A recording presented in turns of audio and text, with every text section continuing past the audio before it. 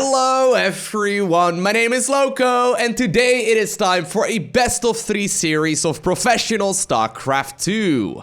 Spawning here in game number 1 on Cyberforest and playing with the red Terran SCVs. He's from Mexico, definitely the strongest Terran player from the Americas. Of course, that means we're looking inside of the main base of Special. Previously known as Major, as well as about a dozen other nicknames, but the man is an absolute legend. However, his opponent is definitely not gonna be an easy target. We have none other than Stats. Stats are widely considered to be one of the most dominant Protoss players of all time. I mean, he's got earnings that go, I think, up to like $500,000 in prize money alone, which is very, very significant. And Stats, of course, is gonna be one of those very macro-focused Protoss players. He loves playing the macro game, and while he does mix it up every once in a while, right now, for example, he's playing very defensively right here as well, scouting around to see whether or not that very first barracks went up on his side of the map. Now, in game number 1, we do find ourselves on Cyberforest. Cyberforest is considered to be the smallest map in the current map pool, meaning that the rush distance, especially between the naturals, is very, very short. I mean, you can get to your opponent's side of the map really quickly. In comparison to, for example, like a King's Cove or like a Year Zero, we'll see what the other maps in this series are going to be, or map, I guess. It kind of depends on how game number 1 goes and who wins game number 2. Regardless, compared to some of the other maps in the current map pool, you just simply arrive to your opponent's site like 5 to maybe 10 seconds faster. And obviously, in the early game pushes, that is very, very significant. Little probe, though, made its way all the way across the map. It scouted for a really long while, as you can see right there on the mini-map. And now it's gonna start harassing here. The Reaper, though, will come out in just a little bit, and I'm sure that Stats knows about the timing. He's likely gonna get out of there just in the nick of time. You don't want to lose the probe for free. Yeah, there you go. So he knows around the time of about 2 minutes and 3 seconds is when that Reaper should be out. He's actually just rallying the probe across for a little bit. Now he knows that, yeah, the Reaper obviously passed, and that means that once again, this little probie can be an absolute nuisance. And this is really what separates really good Protoss players from top-level Protoss players. It is such annoying, like, it's such an annoying thing, right? Once again, that delays the command center just a couple seconds here and there. In the meantime, though, Special did decide, of course, to send that Reaper across the map. The Marine did manage to clean up that probe there eventually, or at the very least, it was shooed away. And that does mean right now that he's going to be able to spend a little bit more attention right here, microing a Reaper. Now, any worker kill right now is nice. He's mostly just trying to figure out what kind of tech is coming up, but there we go. The Reaper will indeed be able to get a kill. Stalker, actually, ooh, just barely not getting that final hit in, and that means that this Jetpack Raider is going to be able to stay alive for a little while longer. You can actually see now Stats, definitely very focused on the control here. He did have, I think, 5 out of 3 probes in gas there. So both players trying to be a little bit of a nuisance, and this is what I love about these very high-level games. Because they have played these early games like 10,000 times, right? In pretty much all the matchups, they know exactly what they need to do.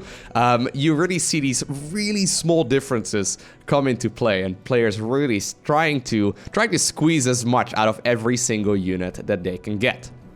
All right, so it is going to be a 1-1-1 opener right here from Special. He's now transitioning to watch that Cyclone, of course. Cyclone's very, very good, especially when it comes to shooing away these couple of gateway units. It is going to be tough, though, for Special right now to deal with these units until the Cyclone is out. Probably just wants to, you know, be a little bit of a nuisance here, maybe poke forward, but Cyclone should be out plenty before this command center can start burning. And there it is. Obviously, if you can lock on, that is super nice. There you go. That's actually big. That's really big. If he can pick up the Stalker, that's a really annoying thing, but he does lose that high ground vision. And yeah, Special is not going to be able to get the kill just yet right there on the Stalker. Okay, so follow-up is going to be a Banshee here as well as the Banshee Cloak upgrade. By the way, I saw someone ask in the comment section, why do Terran players do this? You notice how he decided to basically pull the mule that was mining minerals off of mineral mining, and it actually like went away and it died right over there. I've seen a couple of people ask in the comment section why that is. Sometimes what happens is that when a mule is mining, right, on its very last trip, it's not going to be able to return the resources in time. So right there, for example, man, it's like this is scripted. Right there, for example, those minerals disappeared. That's a big deal. Like, those minerals just, like, they went up in smoke. Nobody knows where they are. This is one of the top 10 things that science can't explain. But seriously, though, that's actually a pretty big deal because obviously you're always dealing with limited amount of resources, and yeah, just simply not harvesting every single possible mineral in the main base is quite a big deal. So sometimes we see those Terran players pulling the mules off gas when they are very low and they judge that they can't make the return trip. Alrighty, Banshee moving across. Now this was spotted just now with an observer. Really good positioning here actually by stats. A lot of Protoss players will put it over here or over here. Obviously Terrans are gonna be on the lookout for that as well, but Special is gonna be able to get the Banshee across, and obviously that cloaking field is gonna be annoying, but stats, he already has a couple observers ready to shoo away this Banshee. Anyway, so far, really not getting a whole lot done. Stats, rather than going for example, a quick blink upgrade, it looks like he wants to go for the quick laser giraffes instead. Of course, Colossi are very, very useful, especially when it comes to dealing with timing attacks of a Protoss, or of a Terran player rather.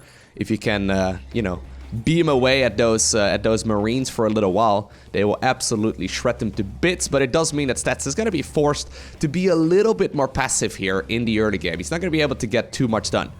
Now, there are shield batteries set up. There are a bunch of stalkers set up in all bases as well as observers, so I don't really see these Banshees dealing too much damage. The thing is, when you have two of them, they can one-shot a worker before the shield battery can actually bring it back to life. So that's, or I guess recharge its shields. It doesn't, like, resurrect them. But these Banshees now do have a little bit more potential. There's actually, yeah, there is some detection over here as well, but like that's a big deal, right? So that basically negates the effect right there of the shield battery, as long as you keep both of them alive. So flying away right there is really, really critical. Extended thermal lens, though, timed really nicely, right? We see +1 finishing up with extended thermal lens. These Marines and these siege tanks are gonna have a very hard time dealing a little bit of damage here, because, of course, those Colossi are gonna be able to beam away very easily. They now have 9 range. Although, I love this. The Banshees are actually, yeah, completely pulling this Protoss player's army towards another location, and that does mean that Special gets into a really nice siege-up location. Look at the range, though, right? That's the thing. Look at the range on those Colossi. Is it going to be enough, though? Ooh, nice splitting right there. The one Colossus on the left actually taking a lot of damage. There's finally some target firing right there on those siege tanks, but that was certainly not really the trait that Terran was looking for right there. He did end up getting one Colossus, I guess, which is nice, but I think it could have actually prevented, maybe even gotten like the second Colossus kill if you would have target fired the one on the left a little bit sooner. As it took a lot of shell hits initially, and then it just sort of stayed alive for another 5 or so seconds, beaming away at all of those Marines and then also those siege tanks. Obviously, the splash damage of Colossi is pretty significant. Okay, so where is Stats gonna take this? Sometimes we see Protoss players, whenever they get like a small advantage like that, immediately capitalize on the scenario and they will try and win the game right here, right now.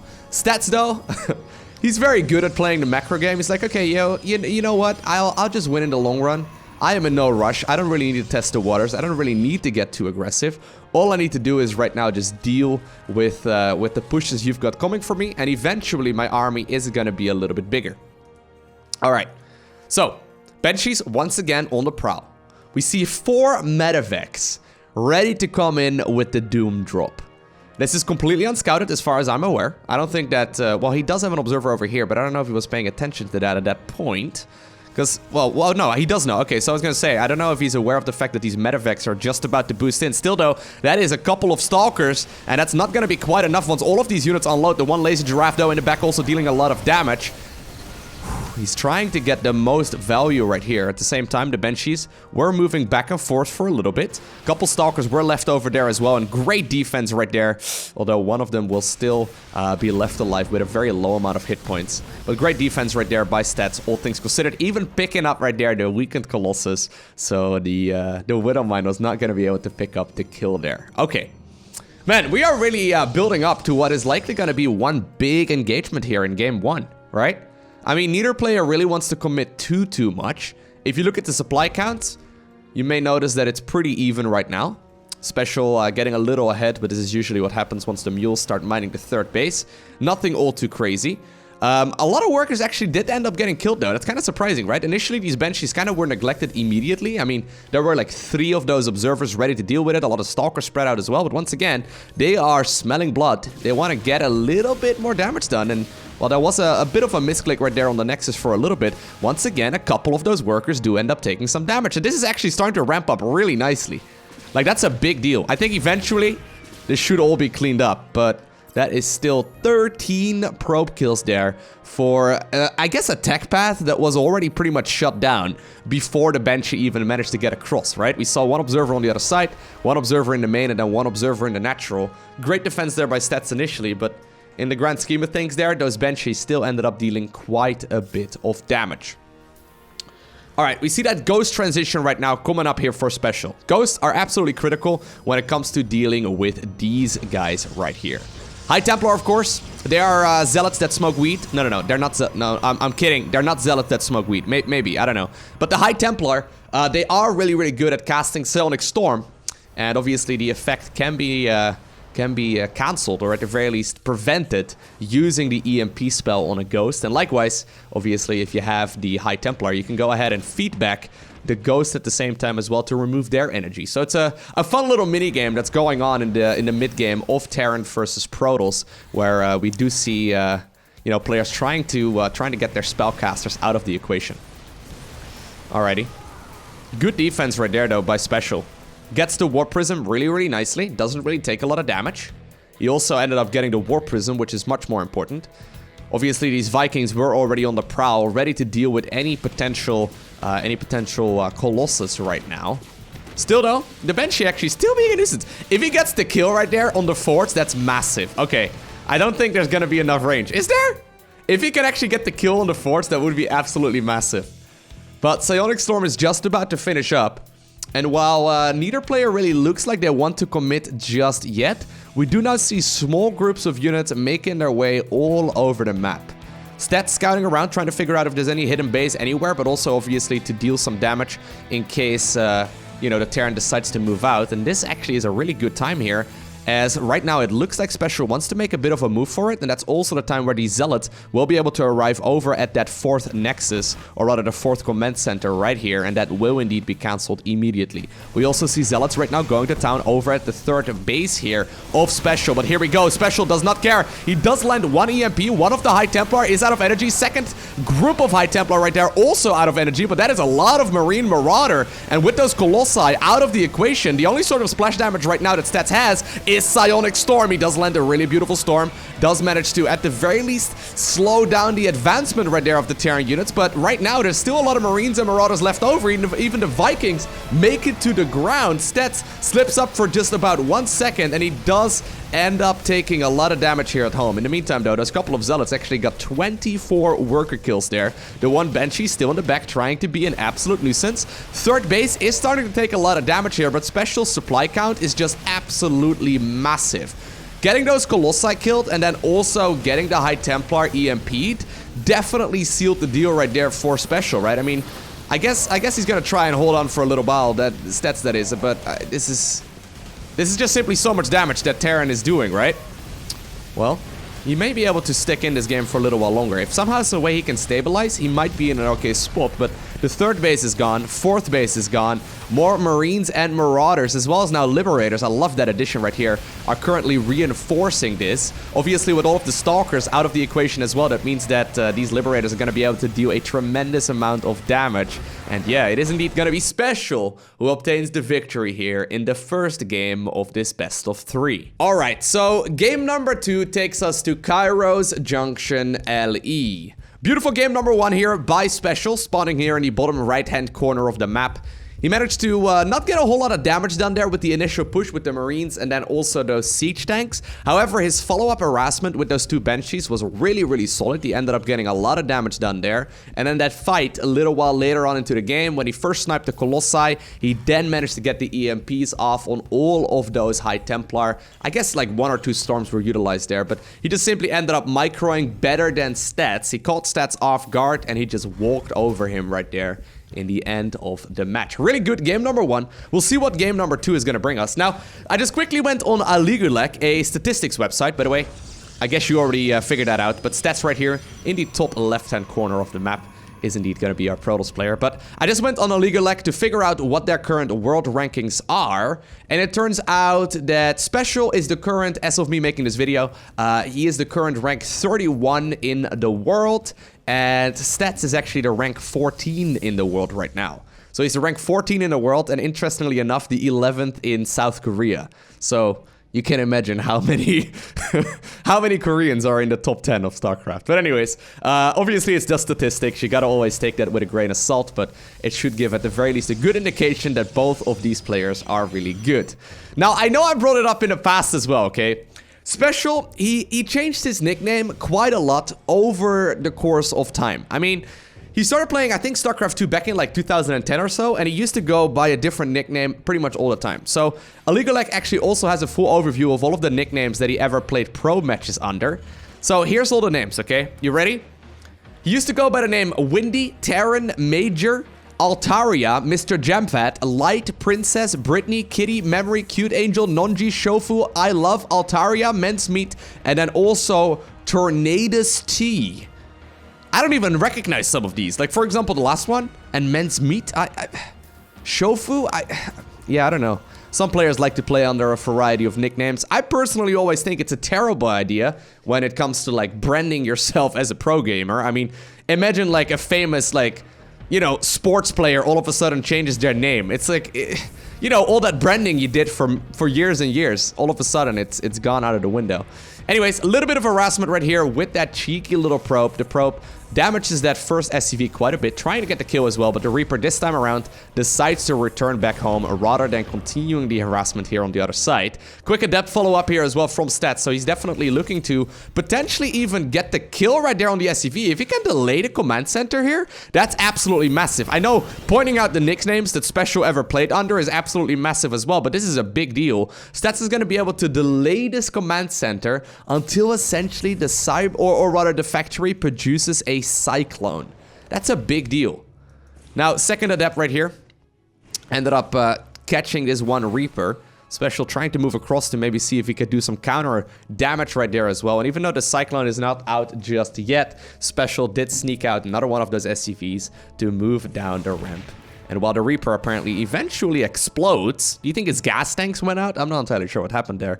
But while he eventually does get picked off, Special finishes up the command center, and that is really important. The thing is, though, in the early game of Protoss versus Terran, this kind of advantage adds up really quick. Just the strength of Chrono Boost allows Protoss to really build up that advantage really nicely, and this is tricky to deal with right now if you are Special. You're gonna be forced to play from behind. Siege tank right now coming up as well, so that's gonna at the very least allow him to be a little more defensive. Oof, nicely done here, but obviously with those depots up, it's gonna be difficult right now for the Cyclone to get the engagement. Now, killing any Marine here is actually a really big deal because it means that, of course, this Oracle is gonna have a much better time. Nice little bit of target firing right here. Great control between both players, and actually the Cyclone does end up getting the final kill. Special defends that pretty much as good as you could have. Woo! That was well done. Look at that value. You ended up getting all three of those Adepts as well as the one Oracle. So those Adepts swooped in to try and pick up any of those Marines, because as soon as the Marines are gone, all of a sudden that Cyclone is going to be the last source of anti-air. Now obviously that's nice and all, but then while the Oracle is up in the air, obviously it's going to be locked on, and then the Adepts can shoot away at the Cyclone as well. It becomes really, really tricky to deal with. Special also decided to go right there for the second siege tank, so he's not going to be able to have an easy time if this was not cleaned up, right? I feel like if there was a second Cyclone out, he would have been able to defend that push pretty much no matter what. But that was a very, very close call there. That could have easily been a disaster right there for Special. Still though, Stats not really looking to slow down here this time around. I mean, he's gonna transition right now to watch a bunch of Stalkers, and he already got himself the Twilight Council as well. Now Chrono boosting out the Blink upgrade. Of course, all of these top-level Protoss players have insanely good control when it comes to their blink.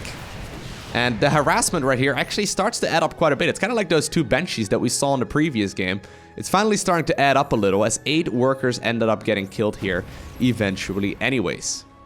Alright, so even just softening up a couple of those units is really critical. Keep in mind, Blink is still not done just yet. Special produced those siege tanks, which is really, really nicely done. Ooh, the one Stasis Ward though. He needs to see that.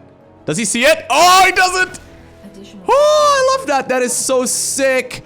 Oh, that is such a big move. I was gonna say he produced that that siege tank, so he was gonna be able to continue the harassment for a little while longer, right? I mean, he had a harder time cleaning up those first couple of units, but then the follow-up push has so much more potential, especially even bringing a couple of the boys as well, a couple of these SCVs, but I feel like those siege tanks days are numbered. Yeah, and the one hero Stasis Ward catches basically half the army of Special, and that's gonna be a quick tap out here by the Mexican Terran, and that will bring us to game number 3. So, it's always one of those trade-offs, right? If you decide to go for the second Cyclone, yes, you're gonna be better at dealing, I guess, with the first Oracle and then also the follow-up Oracles. And yes, you're gonna be able to deal with the Adepts a little bit better as well. However, then your follow-up push is not gonna be nearly as strong. Special, getting a lot of damage down there early on. He decided to capitalize on the scenario. He knew that his opponent took a lot of damage, and he decided to go for a push with 3 siege tanks and then once again a whole bunch of those Marines. Now, I think if he would have not walked into that really clutch Stasis Ward, I think he probably would have been able to end the game right then and there. And with that, obviously, the series as well. It didn't happen, though. And, well, stats. Even though he didn't have Blink there, even though he didn't really have any fancy units, no Immortals, none of that, just a bunch of Gateway units, he ended up obtaining the victory anyways. But that was a very, very, very scary situation there for the South Korean Protoss. Okay, we'll see where game number 3 is gonna take us. We do find ourselves on Automaton. This map is much bigger than the others we've seen so far. There's a lot more bases here to gather, obviously, and the rush distance between the naturals is quite a little bit longer as well. Now, we do see Special grabbing the barracks a little bit further out. This map is so big that usually Protoss players don't bother scouting around. So, indeed, we do see now Stats moving across the map with the first probe. And look what he finds. Not a barracks. Now, obviously, this is by no means a big commitment, but look what Special is selling here right now, right? It kind of looks, with the double gas this early on, that it is going to be a factory proxy. Now, it could still be the case, but I mean, it really just is going to be that one barracks out onto the map. We'll see where he decides to spend his gas here in just a little bit. First Reaper is indeed going to be produced, but you got to keep in mind right now that Stats might have to deal, or at the very least in his mind, he might have to deal with a lot more aggression than what is actually coming right now. This always scares me, okay? Okay, I was going to say, if you rally in that direction, what if the Zealot gets stuck over in this full wall? I mean, he rallied straight to the natural. That always scares me for a little bit, but apparently the gateway is indeed going to be re-rallied right now. Now, the probe is still scouting around. It did end up seeing, by the way, the factory. That's a big deal. That should at the very least give him the information that he doesn't have to worry about too aggressive of a proxy. Even the barracks is now making its way back home, but it's the little things, right? I've been hammering on that quite a bit over the last couple of weeks in my casts, but it's those really, really small things that do make a difference at this level of play. So obviously, even though Stats did not overreact right here, I guess I'm gonna have to give him the slight advantage here because there was some travel time and that reactor is gonna be a little delayed, but it's those little things that can certainly obtain the victory. Like, for example, this wall! That is beautiful, right? Imagine if that wall wasn't there. If the Stalker wasn't right over there, it would have been a nuisance in the main base. Right now, there's no lost mining time whatsoever. Stats manages to deflect that Reaper with ease. And while the Reaper is going to try and get back in, by the time he manages to get that, obviously the second Stalker is going to be out. And, well, I mean, there's no difference there, my man. No difference right there on top of that ramp. I guess he just wanted to see if another unit popped out. Alright, so where's the follow-up going to be? Or what is the follow-up going to be, rather? We do see that robotic facility right now coming up here for Stats. So that does indicate, once again, that he's looking to go for likely that Warp Prison play. He could once again use it actually to go up towards a quick robotics bay as well. He keeps tapping up there to see if like other units are popping out. To see if Warp Gate and whatnot is already done. If there's Chrono Boost being utilized on any of those structures. He's not an idiot, guys. I know some people are going to look at that and be like, ha, he made the same mistake 3 times. Like, no. He's actually checking if anything has changed in that scenario. But in the meantime, though, on the side of Special, we do now indeed see those Widow Mines joining the fray, and obviously the Medevac as well. Double Tech Lab here as a follow-up, so we'll see if he maybe decides to add on some additional barracks here in a little bit, if he plans on switching those over as well. But now that Medevac is moving across, and this does have game-ending potential. One mistake, and this can be game over almost immediately. Now, I'm not seeing a robotics bay just yet, so we'll see where Stats wants to transition into right now. Special, oh, he decides to YOLO the Medevac in there. YOLO, can we still use that? I mean, it's 2019, I don't know if we can still use that. Well, I guess there's a little bit of damage being done right now. The one Zealot apparently being sacrificed as well. I'm sorry, buddy. But that is a very, very small amount of damage there in the grand scheme of things. Great response there by our Protoss player. He already had the units spread out around this area to intercept the medevac. So even though he didn't really know exactly what it was he was going up against, he did anticipate that move out. And rather than going, by the way, for the quicker follow-up with the barracks, we did see that third command center being added on instead. So while Special did end up losing pretty much everything there, and he didn't really get a lot of damage done, he actually does continuously build up his economy right now as well. Of course, though, this does leave him vulnerable, but judging by the fact that Stats is going for the Robe Bay once again, I don't really think that he's planning on getting all too aggressive, as once more, he grabs that third Nexus really, really early. So, a lot of respect here between these two players, right? Not really any aggressive pushes here. We will see Special shortly flip these structures over onto the tech labs, and obviously that will allow him to finally start researching Stimpak as well as combat shields. It's gonna take some time though before these upgrades are done, and I guess in the meantime, we'll see more of a macro game. I mean, you're stuck with my commentary. I know, that sucks, right? Why did they switch around? Did you see that? Why did you not go on there? And you not go on... That bothers me more than it probably should. Is that just me? Come on, man. You set them up perfectly and then you do the cross. Maybe it's a different kind of art form that I just don't see, you know? Maybe this is like futuristic art. No, but I do think we are just about to witness both players sit back for just a little while. I mean, you can move across the map right now if you're Special, but you're gonna be found fighting one of these Colossi once again. By the way, I've never really noticed the Colossus skin that much, right? The fourth Colossus skin. I gotta say, I love the red colors on these Protoss structures and these Protoss units in general, but that Colossus actually looks really sick. Always really like the fact as well that these Colossi can walk over some of the other gateway units. There was actually a post, I think it was on Reddit a little while ago, where people argued that they may actually want to do the same thing with Ultralisk. You know how Ultralisk are kind of dumb right now, and the reason why they don't really get utilized that much at the highest level is because they tend to bump into things. What if Zerglings could be underneath an Ultralisk? That would fix a lot of those pathing issues. Imagine that. It might actually make them too strong. Other people were arguing that, like, you could also just reduce the unit model size, and obviously that would make them bump into less things as well. But I don't really like that idea too much. I kind of like the idea of Colossi, or rather Ultralisk, being able to walk over Zerglings. Anyways, none of that happening right here, though. We do see Stimpak and Combat Shield finishing up in just a little bit, but Stats, being fully aware of that timing, decides to move across the map. Still, though, there is a siege tank there in the back. There's a lot of Marines, so I don't think he wants to complain and push up there, because it's a bad idea, right? You can move up there, but it's a bad idea. Warp Prism finally coming up as well. That was not even really much of a commitment there for Stats. He just wanted to posture for a little bit. Check out if maybe Special decided to load up too many units into medevacs. Go for the counterattack. If that were to be the case, obviously those units here could deal a lot of damage, and then the reinforcing units right over here would have been able to deal with any kind of drop play. But Stats just testing the waters, trying to see if his opponent got maybe a little bit too greedy, and while the one Marine right here is feeling eager, its Stimpak effect is wearing off, and I think it's gonna sacrifice itself for the Terran Dominion. Saddest moment right there, man. Look at that. Jimmy had a life, okay? He trained right there in the barracks for many, many years, and then he just, like, died to a laser giraffe. Didn't even get to shoot once. That's sad. Alright, so this is kind of reminiscing of game number 1, right?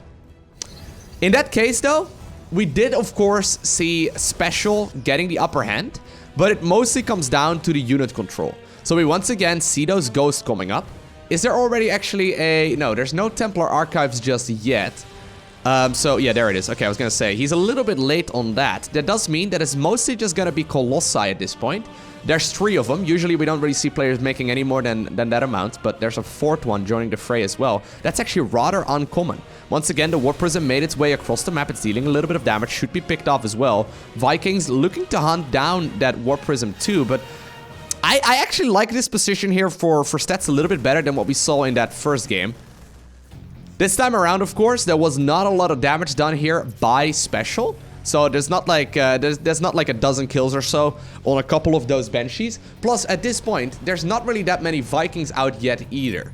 Now, 4 Vikings are being produced at once, so Special is going to be able to build up that count quite a bit. But judging by the fact that Stats is once again sitting back, I guess he's okay with this. I kind of feel like he's playing a little bit too passively. Whoa, Special. Choo-choo, here come the boys. You got the SCV train moving across the map as well, and he's looking to end this game right here, right now. Obviously, EMP still removes the shields as well off of some of those units. Really nicely done, getting the Archon hit a little bit as well, which is always very critical. Gotta keep those ghosts alive, though. Once again, though, a lot of those Stalkers getting hit as well, and Special is smelling blood in the water still. He needs to be careful. Storm is it done? No, Storm is not actually done. Is Storm even started? Ooh, that's a rather big deal, actually. That's a really big deal. It's just going to be these High Templar for the time being. Oh, he does get the feedback on actually a lot of those Ravens, which is nicely done as well. The Colossi is still dealing a little bit of damage right there from a distance. Zealot's actually charging forward as well, but you got to keep in mind, of course, those Vikings are picking up as many of those Colossi as they can. Stalkers, though, trying to go after the Vikings as well. One of the Colossi still lives. The Marines and Marauders are microing backwards against as many of those Zealots as possible, but with, of course, that War Prism coming into the fray as well, and some excellent control here by Stats. He manages to keep one of those Colossi alive for much longer than we normally see, and that hero Colossus has got 19 kills. The War Prism does so very low, but the reinforcing units of Special are not enough. Stats showing us how to control that fight. He's like, okay, I'd lost from this scenario once in game number 1. This time around, I'm gonna get a 4th Colossus, delay my Templar Archives, and get a War Prism as well. Good luck with your ghosts. They're pretty good, right? You can EMP my units, that's fine and all. But as long as I pick up the Vikings and keep one of my Colossus alive, I can micro that for a really long while. And that one hero Colossus ended up getting so many of those Marine kills. Wonderful control right there by Stats, and he is going to be the one who obtains the victory here in a 2-1 fashion. I hope you enjoyed watching this game. If you did, make sure you hit that like button down below. And if you want to see more, make sure you hit that subscribe button so you get a notification as soon as I upload more. A special shout out to the Patreon supporters. You guys are awesome. Thank you very much for all of your generosity. But for now, I want to thank you for watching. Have an amazing day, okay? Do not forget to smile, and I will see you once more in the next one.